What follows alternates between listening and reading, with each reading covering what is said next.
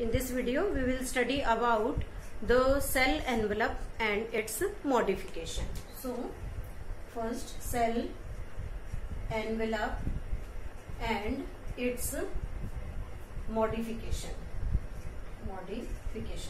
इस वीडियो में हम बात करेंगे प्रोकैरियोटिक सेल्स के बारे में, जैसे हमने लास्ट वीडियो में भी प्रोकैरियोटिक सेल का स्ट्रक्चर ही पढ़ा है, तो इस वीडियो में भी प्रोकैरियोटिक सेल के बारे में ही स्टडी कर रहे हैं। बेसिकली यहाँ हम बात कर रहे हैं cell envelope means outer covering of the bacterial cell and its modification means what are the different parts और you can say extra structure present in the bacterial cell. So first of all, cell envelope.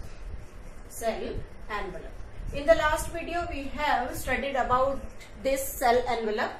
This cell envelope consists of glycocalyx.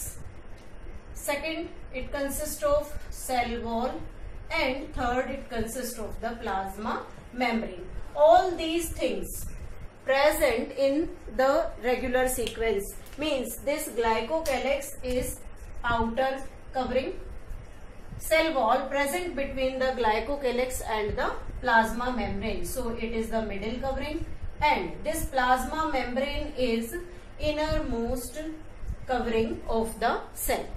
But there is a difference in these things, or we can say that their structure is different as well as their function is also different. So first of all, this glycocalyx is different in different organism or different prokaryotic cell. This glycocalyx is very much soft or sheath-like.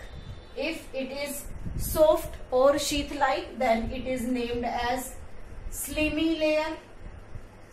It is named as the slimy layer, means it is very soft and sheath-like outermost covering, so it is known as the slimy layer. And if this glycocalyx is thick and tough, if it is thick and tough, then it is known as capsule. This capsule is also the outermost covering of the bacteria. So this glycocalyx, we can say, different in their composition in different organisms. One composition which has the thin sheath-like structure, thin soft sheath-like, then it is known as slimy layer, and if it is thick and tough covering, then it is known as the capsule layer. So this glycocalyx is the outermost layer of the bacterial cell. Second one is the cell wall.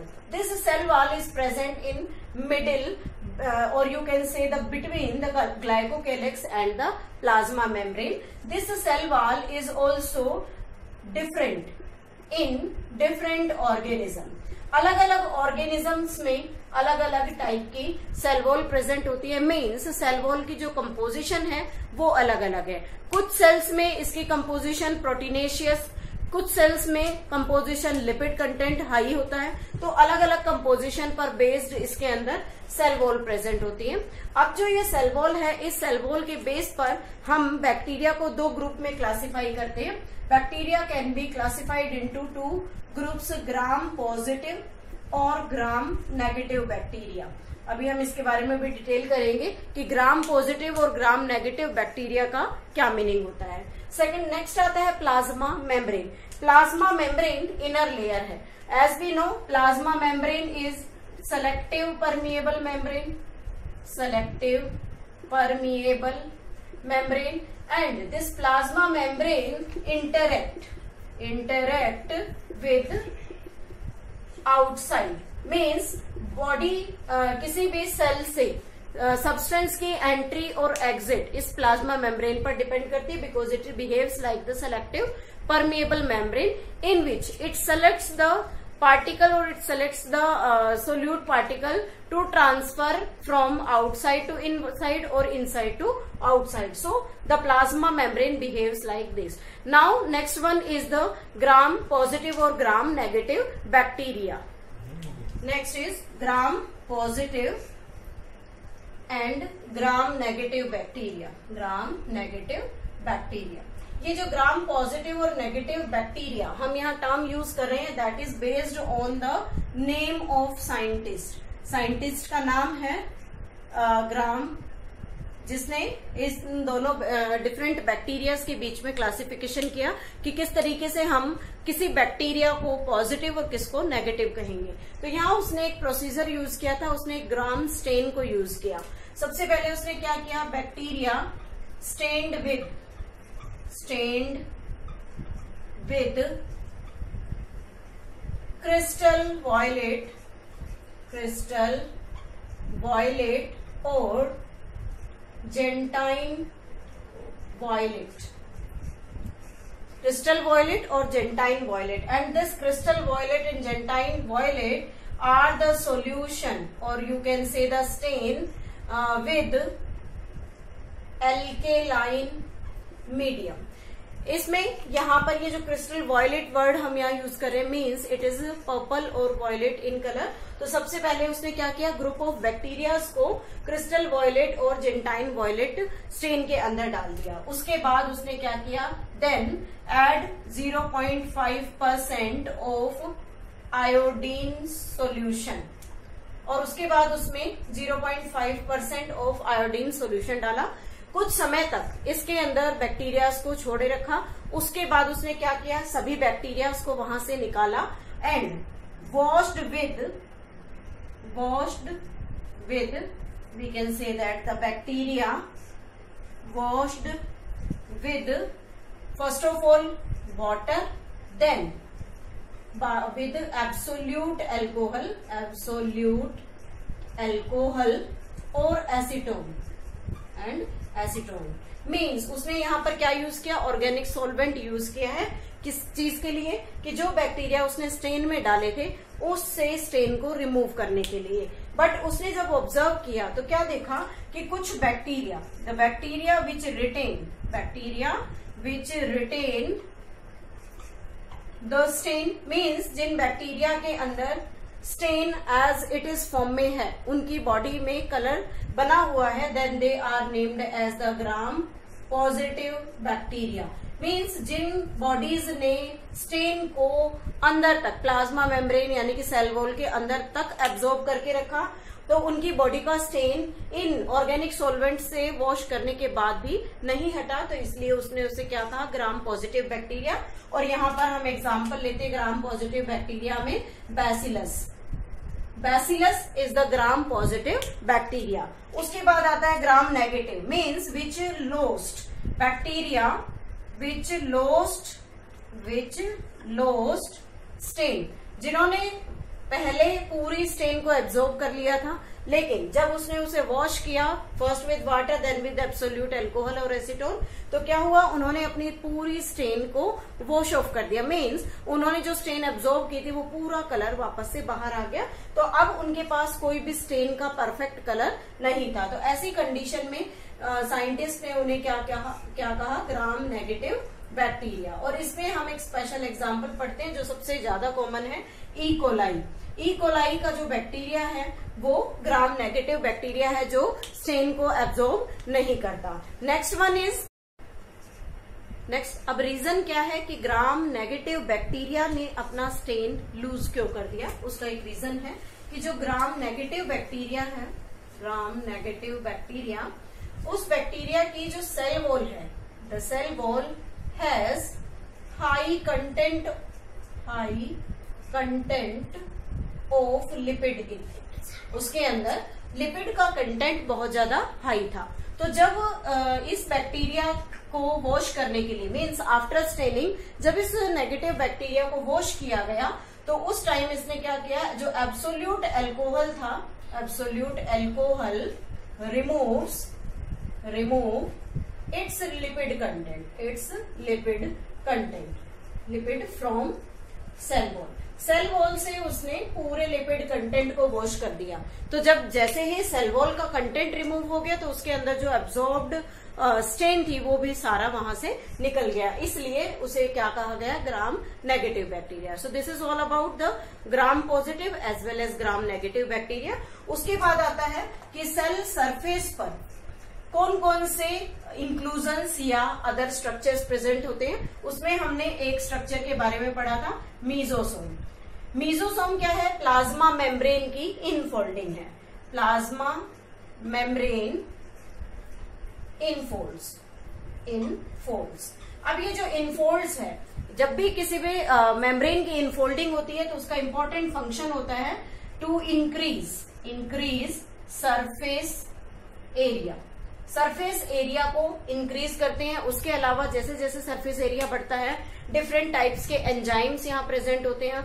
Other than enzymes secretion में function करता है। उसके अलावा ये मीजोसोम्स जो है वो cell को डिवाइड होने में भी हेल्प करते हैं। क्यों? क्योंकि these mesosomes get attached with the nuclear structure और you can say the nucleoid part. Next आता है कि इसी के अंदर ट्यूब्यूल वेजिकल्स प्रेजेंट होते हैं और जितने भी ट्यूब्यूल और वेजिकल्स होते हैं they also helps in secretion, transport,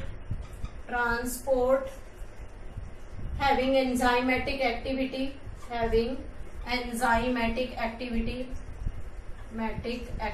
different functions यहाँ पर ये परफॉर्म करते हैं। उसके अलावा DNA replication, then we can say that the transfer of the material to the daughter cell, transfer of material to daughter cell। ये सभी functions, ये डिफरेंट टाइप के वेजिकल, ट्यूब्यूल्स वहां जो सेल सरफेस के साथ अटैच होते हैं वहां पर ये सभी फंक्शन परफॉर्म करते हैं। उसके बाद बात आती है कि जो बैक्टीरिया, अगर बैक्टीरिया मोटाइल है तो मोटाइल कैरेक्टर कैसे पॉसिबल होगा? Due to the presence of flagella. इस फ्लैजिला की जो लोकेशन होती है, located in cell wall, cell wall में ये लोकेटेड होता है और उस सेल वॉल में लोकेशन किसकी हेल्प से पॉसिबल है? हुक की हेल्प से। ये हुक जो होता है सेल वॉल के अंदर तक पेनिट्रेटेड होता है और फिर फ्लैजिला वहां से अराइज करता है और इस फ्लैजिला की हेल्प से जो बैक्टीरिया है वो मूवमेंट करता है। Non motile bacteria if present, तो उसके अंदर जो मूवमेंट है वो साइटोप्लाज्मिक स्ट्रीमिंग से भी हो सकता है, वहां पर कोई भी फ्लैजिला प्रेजेंट नहीं होगा। उसके अलावा यहाँ पर और सेल सरफेस से रिलेटेड या सेल सरफेस के साथ अटैच दो structure, fimbriae and pili. Pili के बारे में हमने पहले भी पढ़ा है। Pili, these are known as sex pili, present on surface of bacteria, bacteria के सरफेस पर प्रेजेंट होती है। Made up of protein, proteins की बनी हुई होती है, मेड अप ऑफ प्रोटीन। लेकिन ये दोनों चीजें बिल्कुल फ्लैजिला की तरह सरफेस पर प्रेजेंट हैं, but they not helps in providing any movement to the bacterial cell. इनका कोई भी फंक्शन मूवमेंट से जुड़ा हुआ नहीं है। Not provide motility to the cell, provide motility to the cell. Cell को कोई भी मूवमेंट या मोटिलिटी प्रोवाइड नहीं करती। तो पिल्लाईज, सेक्स पिल्लाईज हैं जो जनरली अटैचमेंट में, we can say that helps in attachment with rock stream में हेल्प करती हैं। तो इस तरीके से जो सेक्स पिल्लाईज हैं वो बैक्टीरिया के सरफेस पर वर्क करती हैं। लेकिन जो फिम्ब्रियाज होती हैं, fimbriae also present on the general surface पर लोकेटेड होता है and it looks like bristles, means small thread like structures की फॉर्म में प्रेजेंट होता है, but it also not provide any type of motility to the cell. So this is about the cell surface. In some cyanobacteria, there is present a cell structure inside it that is named as chromatophore, and this chromatophore contains different types of pigments in it. As we know about these cyanobacteria, this belongs to the bacteria, but these are commonly known as blue-green algae.